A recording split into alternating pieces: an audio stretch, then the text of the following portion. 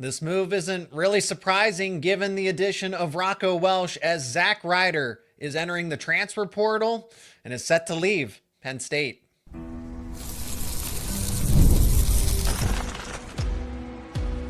You are Locked On Nittany Lions, your daily podcast on the Penn State Nittany Lions. Part of the Locked On Podcast Network, your team every day.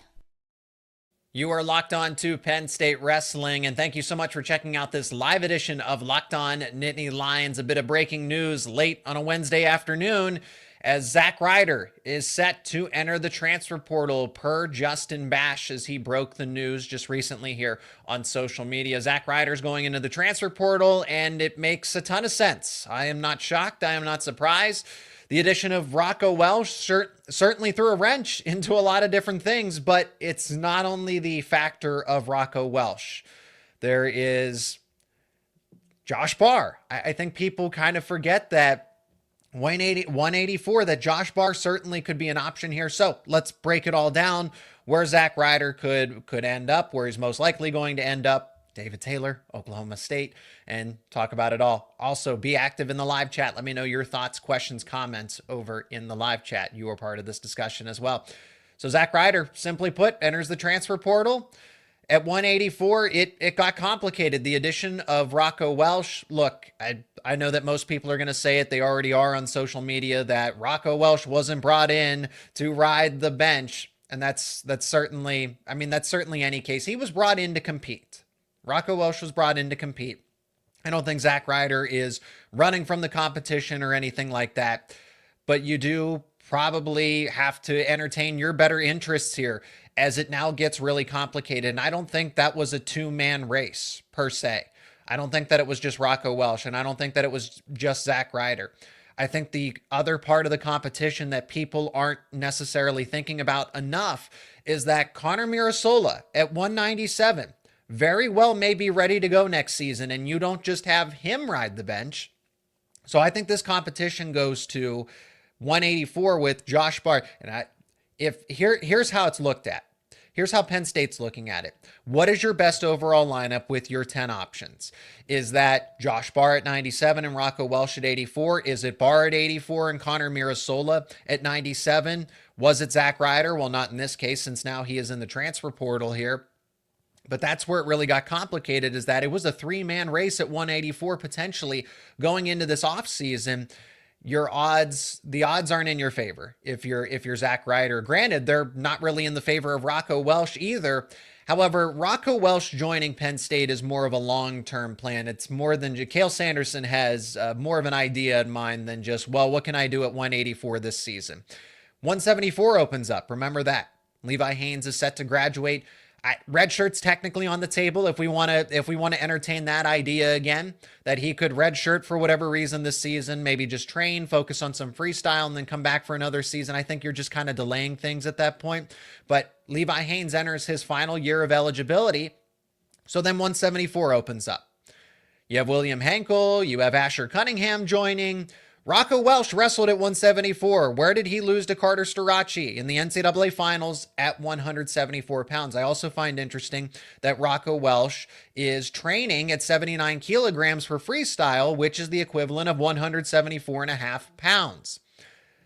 For Zack Ryder's case, if he's going up against Rocco Welsh at 184, that's already a tough challenge as it is. And then an NCAA runner-up in Josh Barr, and Barr's natural weight class is 184. You have two instant title contenders between Rocco Welsh and Josh Barr at 184. So Zack Ryder's path, very much unclear. I imagine that he was going to be the starter going into next season, with Carter Starachi moving on as a five-time NCAA champ, and how quickly that went out the window. Everything completely went out the window there. I do not blame I do not blame Zack Ryder in the slightest. I do not blame him in the slightest for going into the transfer portal. The options there, seeing what else is out there. The most obvious destination is going to be Oklahoma State. Oklahoma State, above all else, is going to be a likely landing spot. Could another school contact him, entertain the idea? Absolutely. They would absolutely. With Zack Ryder, according to different rankings, he was a consensus top 10 pound for pound recruit. He was number one overall according to some. So Ryder certainly has the pedigree that a lot of other programs would take on. It's not just, oh, that's an immediate destination, he'll just go to Oklahoma State. No. If you're a wrestling program and you're trying to compete and you have an opportunity opened up, I think he could cut to 174 if you really needed him to. If you wanted him to, 174, 184, he could wrestle at either weight class. It gives a program flexibility. But if I had to make a prediction, I think it's Oklahoma State. And why I say that is because of the David Taylor connection. Zack Ryder trained M2, spent a lot of time with David Taylor. This makes a ton of sense. So how do you counter? So Penn State ultimately gains Rocco Welsh in the process, but they're going to lose Zack Ryder. And Oklahoma State was prepared to make a push. They were ready to go and make a recruiting push for Rocco Welsh. And in the end, they're most likely going to get Zack Ryder out of this. The domino effect that happens here. It's extremely intriguing because Penn State wins the Rocco Welsh battle with Oklahoma State against Oklahoma State, and then the Cowboys and David Taylor counter back, and they get Zack Ryder, potentially speaking, out of the mat room. That's just the most likely destination. I think it ends up happening here.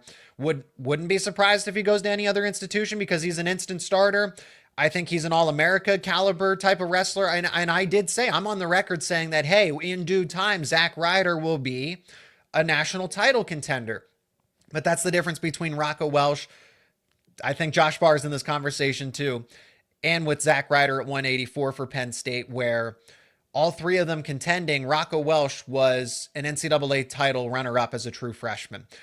Does Zack Ryder get you to that point at 184?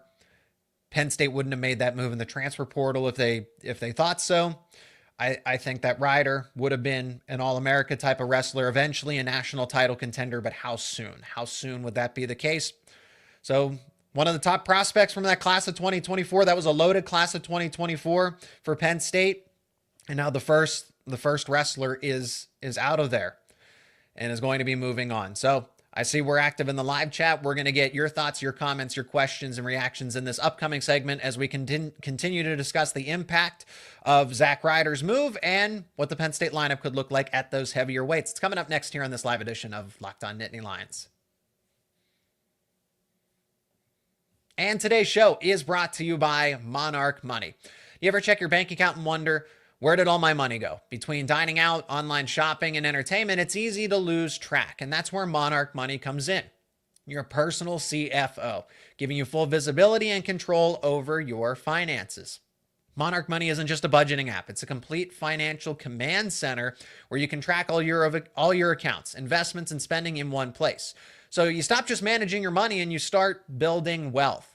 You'll get surprising insights from Monarch. When I actually started using Monarch Money for myself, I realized just how much I was spending on different things like groceries or dining out, package deliveries. Now I get to budget smarter and save more. You get all-in-one convenience with Monarch. Instead of juggling multiple apps, you can use Monarch to check your finances, track your spending, and even plan long-term goals. And you'll get easy collaboration. Managing money with your partner is smoother than ever. You can track your shared and personal accounts, set goals, and stay on the same page without all the stress. Take control of your finances with Monarch Money. Use code LOCKEDONCollege at monarchmoney.com for 50% off your first year. That is monarchmoney.com, code LOCKEDONCollege for half off your first year. And thank you so much to everyone for joining the live show.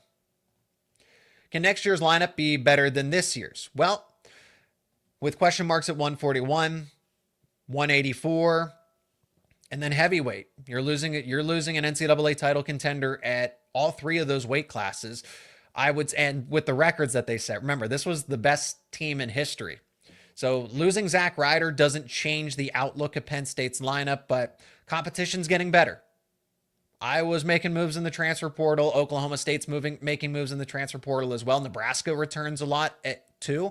Is Penn State going to be number one? Is Penn State going to win an NCAA title? Should they go undefeated? Again, we have to see what their schedule looks like. They're going to wrestle Iowa guaranteed. Most likely going to wrestle Nebraska as well. Don't know the rotation, but I imagine those schools are on the Big Ten conference slate when to wrestle each other. Do they schedule a lofty out of conference matchup? Is Oklahoma State finally on the schedule there? Even though I don't think this edition of Oklahoma State is enough to beat Penn State. Look, I still think they go undefeated. I still think they're the number one team. They finished number one at NCAAs, but how much is the gap closed? Probably a little bit, but that still doesn't, that's not saying too much. Is that Penn State, the dynasty, is still going to continue here? They might just not happen to break records. That's what it's. I've said this before, that Penn State isn't necessarily battling against other teams. They're battling previous Penn State teams to rewrite history, set records, do all of that. Next year's lineup in comparison, that's going to be tough. The short answer is probably not, because to get 10 out of 10 All-Americans, to break the points, the scoring record again, maybe you get more finalists. Penn State's had had 6 finalists the year before and went 4-2 in those championships.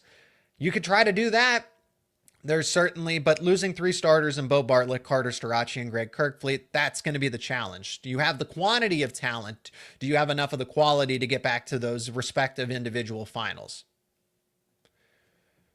Ryder will pan out better than Braden Thompson. I have all the faith in Zack Ryder in the world that he was going to be a national title contender at some point. And the idea that he's going to work together again with David, again, he spent a lot of time with David Taylor at the M2 training facility. So recruiting is all about relationships. It's all about connections. And in the process of being around Penn State and training with Penn State, David Taylor was a big part of that. So if he goes to a place, again, if he ends up somewhere else at, I don't know, maybe it's an Iowa State, maybe Ohio State tries to counter and say, well, you took our wrestler, so we're going to take one back, right? Maybe it's Michigan. I can't speak for every single individual program of, maybe the 7 or 8 that can seriously really spend the money to go after, whether that's NIL or just make the pitch, just ultimately make the pitch that we are the best spot for Zack Ryder and what he brings to our program. There's not many that can necessarily say that. It's about half a dozen, maybe, if I'm being generous, 8 or 10. But Iowa has an answer at 184, for example, right? If they had a spot open at 184, it would not shock me at all if Iowa wanted to go after him as a transfer. But they have Angelo Ferrari. Max McAnally's at Minnesota, so 184 is locked up there. But Oklahoma State, it's just the David Taylor connection. Anytime that a Penn State wrestler is going to go into the transfer portal, we've already seen Alex Facundo and Gary Steen make their decisions. The David Taylor connection is powerful. And the more transfers that leave Penn State, the more likely they are going to end up at Oklahoma State. All of these big names, and I'm most excited about Asher Cunningham. Asher Cunningham's fresh off of a Pennsylvania State championship.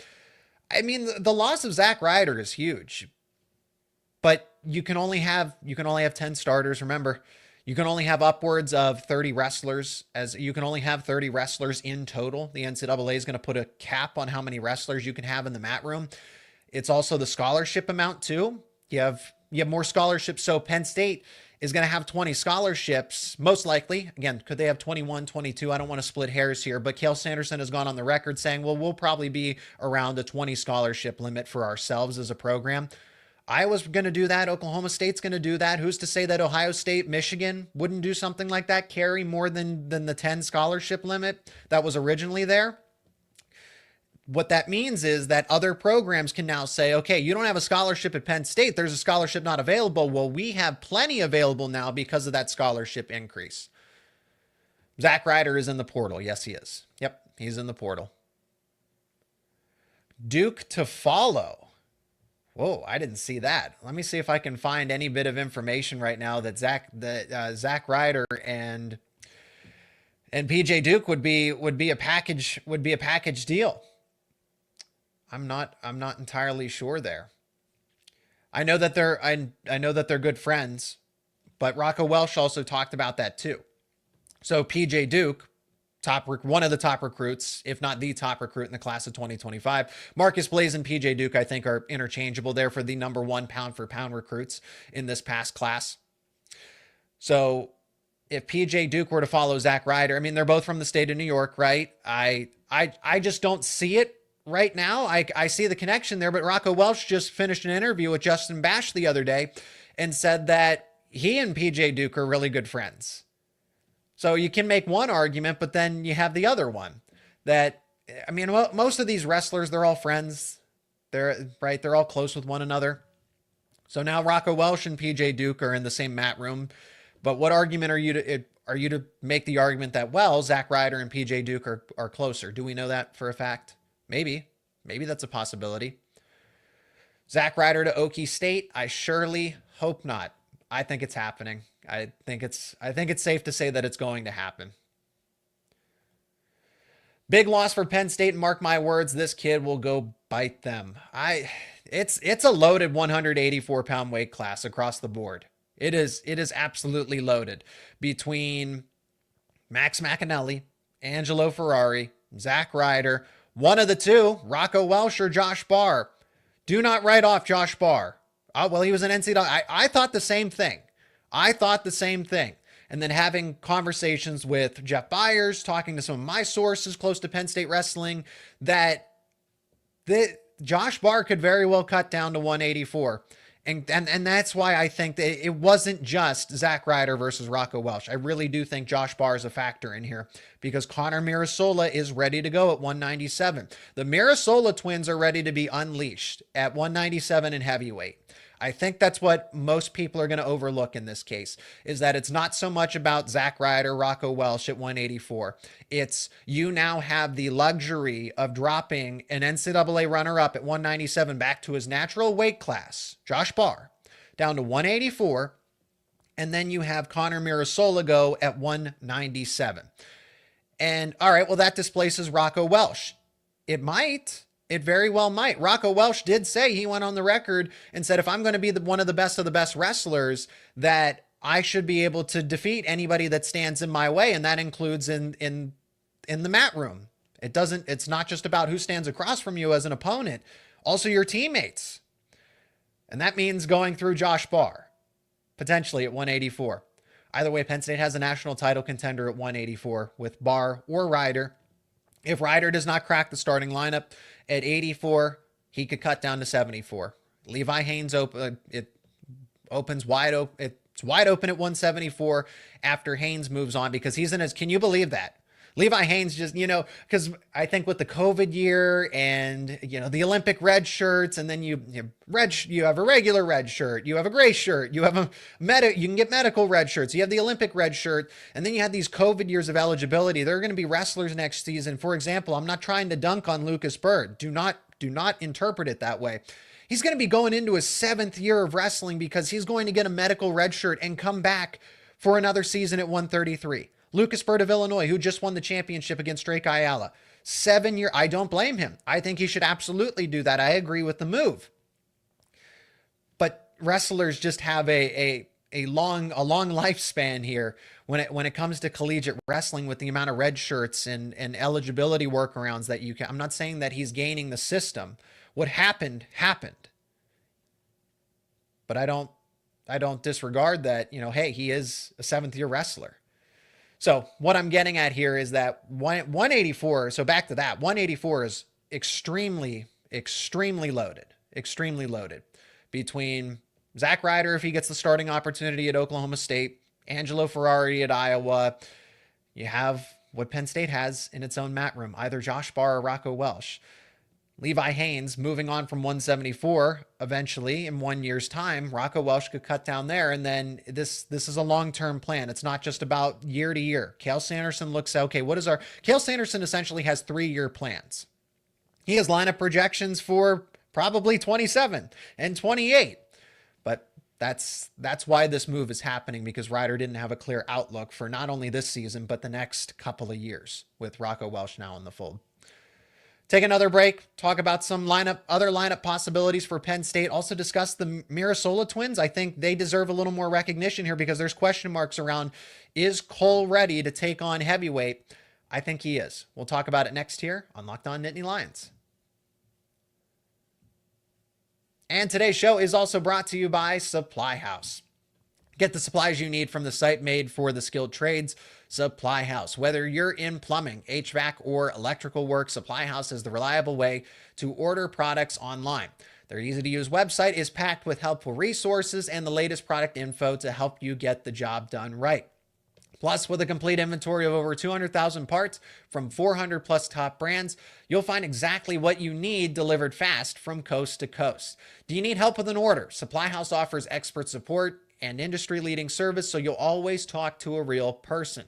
And for trade pros looking for an extra edge, their free Trade Master program offers exclusive perks like a dedicated phone line, free shipping, and discounts on every order.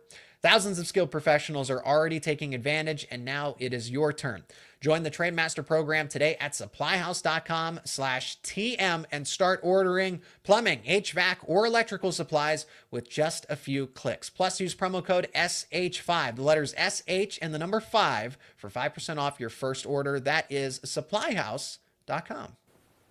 The NCAA tournament is here, and so is the bracket breakdown. Locked On Podcast Network and Amazon Fire TV channels are teaming up to deliver NCAA tournament coverage like never before. Watch studio shows featuring former players and Locked On's local experts as they guide you through every upset, buzzer beater, and bracket matchup. Stream it all for free on Amazon Fire TV channel. Search Bracket Breakdown to see it all for free. It's your team every day.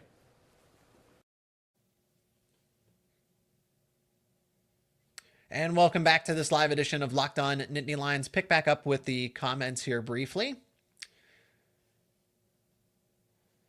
I'm sure that Duke is watching this closely and pretty much how they screwed Ryder. Yes. Let's not forget that PJ Duke is coming in from the same high school in New York, and he might not be too happy about what has happened. I do think it's important to keep an eye on PJ Duke and how he is addressing the situation. Have I heard anything personally, and have I seen any other reports that say otherwise? No, I haven't. So at this point in time, PJ Duke is where he is. He's committed to Penn State, and he's a part of this class of 2025. The same argument's been made about Marcus Blaze, that Masanosuke Ono comes in, and that immediately displaces Marcus Blaze or anything like that. I can't speak for PJ Duke at this point, but I know that he is close with Zack Ryder. I know that he's also close with Rocco Welsh as well. So what we say about Duke also applies in the sense to Zack Ryder and Rocco Welsh in this case. So it's not as simple as, oh, well, they're friends, so he's probably going to transfer out. No, they're for the most part, they're all friends there. Let's talk about the Mirasola twins, because everyone thinks it's about Zack Ryder or Rocco Welsh, but it's really about Connor Mirasola, because if Josh Barr if Connor Mirasola isn't at 197, Josh Barr absolutely stays at that weight class. NCAA runner-up. But if the Mirasola twins are developing the way that they are, they're ready to go. They're ready to be unleashed at 97 and heavyweight respectively. And there's a good amount of turnover, especially at heavyweight, right? Everybody's moving on from that heavyweight class. Gable Steveson, as we know, Greg Kirkfleet here, but the likes of an Owen Treffin, a Wyatt Hendrickson, a Colton Schultz, the best returner at heavyweight. I mean, subjectively, I would say maybe a Ben Keeter of Iowa. I think he's better than Isaac Trumbull, but if we're going based off of these are based off the last internet rankings before the NCAA tournament went down. Isaac Trumbull would be the best returning heavyweight. You have Ben Keeter, Nick Feldman of Ohio State, Slavakuski moves on, Luke Luffman of Illinois moves on, Josh Heinzelman moves on. So this is a completely wide open heavyweight weight class. And then let's go to 197. Jacob Cardenas, Stephen Buchanan, AJ Ferrari, ultimately where he ends up. And from what I've been told, it's not Penn State. It's not going to be Penn State. 197, Michael Beard is graduating. Josh Barr, talking about him potentially going back down to 184. So the best returners here are Max Stout, Stephen Little of Little Rock, Max Stout of Pittsburgh, but Trey Munoz moves on, Zach Bronigal, Isaiah Salazar, Joey Novak of Wyoming comes back. So 197 and heavyweight certainly have a lot of turnover here. And the Mirasola twins aren't just average prospects either. We mentioned, the pedigree that Zack Ryder has, the pedigree that PJ Duke has, Marcus Blaze. Same thing applies to both of the Mirasola twins, that they were top 10 in the 2024 recruiting rankings, pound for pound in the nation. not at their respective weight class, in the nation overall, pound for pound. So the question marks about Cole Mirasola, I think they're justified. And I was not against the idea, well, if he's not ready, yeah, Penn State would. If he wasn't ready, I think they would entertain a heavyweight replacement as a grad transfer or just one more year of eligibility. But I think Cole Mirasola is ready to go. Where people are going to criticize Cole Mirasola, is the fact that, well, he lost and he didn't look that great against Luke Leffman when he wrestled Nick Feldman of Ohio State. The competition was pretty steep there. Those were All-America caliber wrestlers. They were top 10. They were ranked in the top 10 at the time when Mirasola wrestled them. People need to understand this fact is that Cole, jumping from 220 pounds to heavyweight. So he's wrestled at 210, 215 for most of his high school career. And then you get to college and it's, okay, you're going to bump up to 285. Now he's not going to take all of the weight, but Greg Kirkfleet wrestled around 255, 260, give or take. So Cole Mirasola has to develop as a heavyweight, and that takes time. Greg Kirkfleet went through the same thing. I don't know that Cole Mirasola right now, and I have to differentiate the two because they're twins.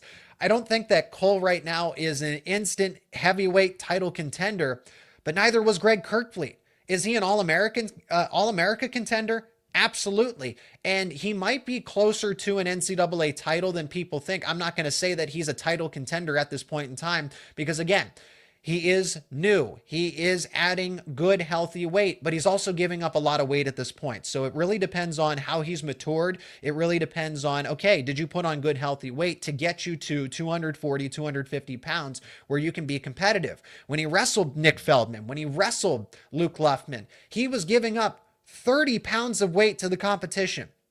He's wrestling at 220, 225.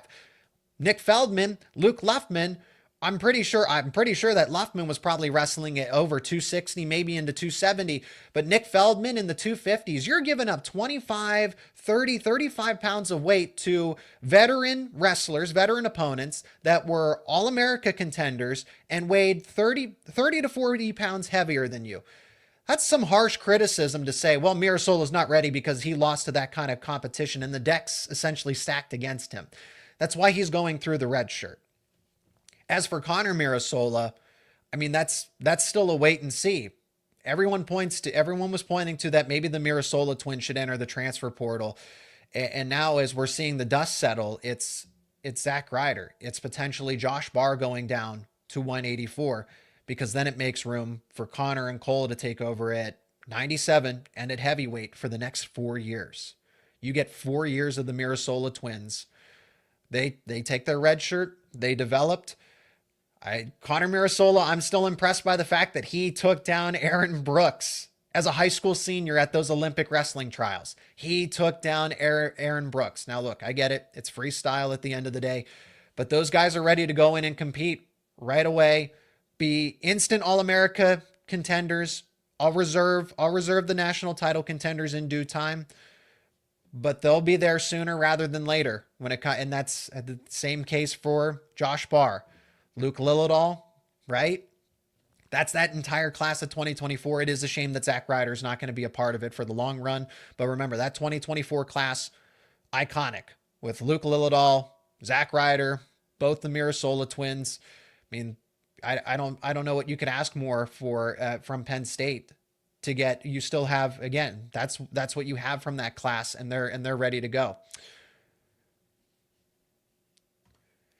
If I'm Zack Ryder, we'll go back into the comments section here. If I'm Zack Ryder, why even risk wasting another year of eligibility on the bench if your own coaches don't believe in you? Hit the portal for sure. I don't disagree with his move at all. And especially when you have the connection that you do with David Taylor, if there's an opening at Oklahoma State, if there's more of an opening, it makes sense. It makes sense because he might be third. If you add Josh Barr, which I think is absolutely fair, he could stay at 97. But I don't know that he does.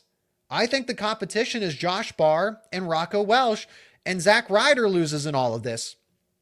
If you're at the third man on the depth chart, and then, well, okay, maybe I'll wait for 174, that might not even open up in a year from now in terms of now you got to go through Rocco Welsh again. It's not just about, I think the lineup in due time will be Welsh at 74, Barr at 84, and then the Mirasola twins at 97 in heavyweight. That's my prediction. That's my expectation. So we'll never know. We'll never know, unfortunately, who would win that battle between Zack Ryder and Rocco Welsh, because I do agree that he has all the potential in the world. Everybody is going to agree with that Ryder is ready to go, that he can start. But if you have more of an opportunity to go at Oklahoma State, take it. And especially with the David Taylor connection, take it. Thought Barr and Mirasola wrestled in an open this past year. They did, and that's why Josh Barr won the starting spot at 97. He defeated both Lucas Cochran and Connor Mirasola, but everybody's allowed to get better. Remember that. Just because you saw, again, Cole Mirasola lost. Oh, well, he lost to Luke Luffman and Nick Feldman. What is he? Is he that same version of that wrestler on those given days as he will be in a year from now, when he packs on 20 to 30 pounds of muscle, when he gets used to the heavyweight competition, when he spars with Greg Kirkfleet day in and day out? Is Cole Mirasola going to be the same wrestler?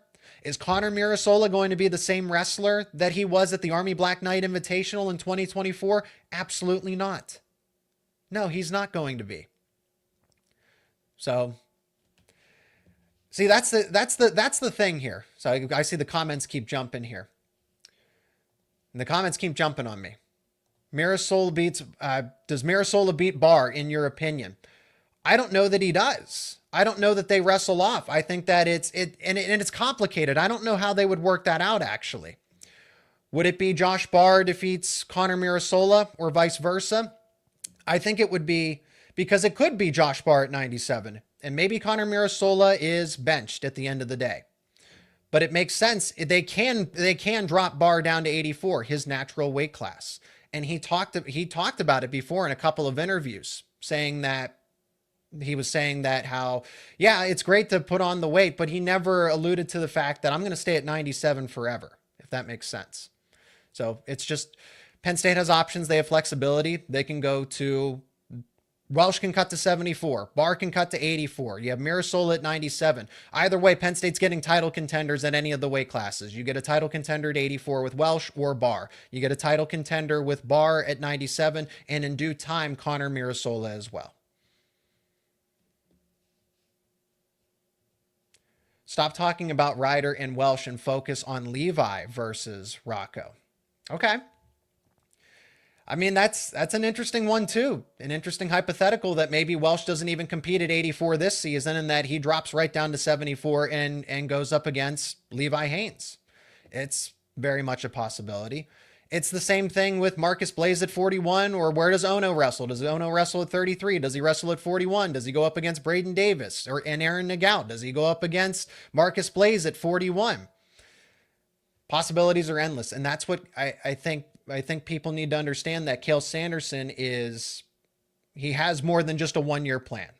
It's what does it look like for the future, because Rocco Welsh can easily wrestle at 174 after this season.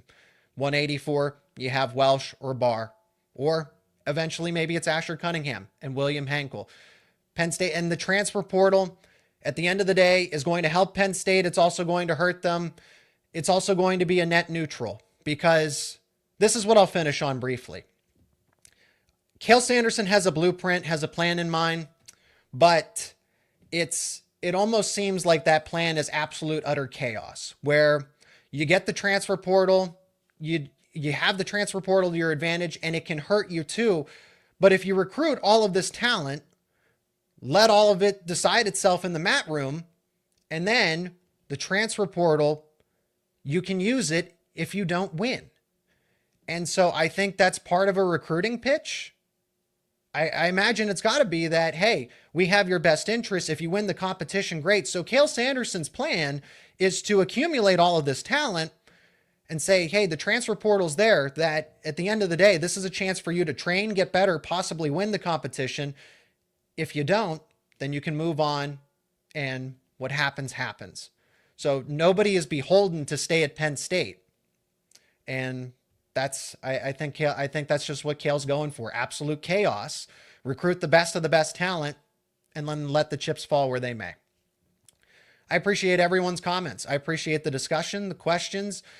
all of this in the live chat over there. And that's why we do these live shows, to talk about, react to the breaking news, and then go through all of the possibilities that Penn State could have in the lineup. So that's where we're going to wrap it up here on this live edition of Locked On Nittany Lions. If you are new to the show, make sure you subscribe to the YouTube channel and wherever you get your podcasts, because we're going to have plenty of more discussions around Penn State wrestling, Penn State football, Penn State men's basketball, all your favorite Penn State teams here on Locked On Nittany Lions.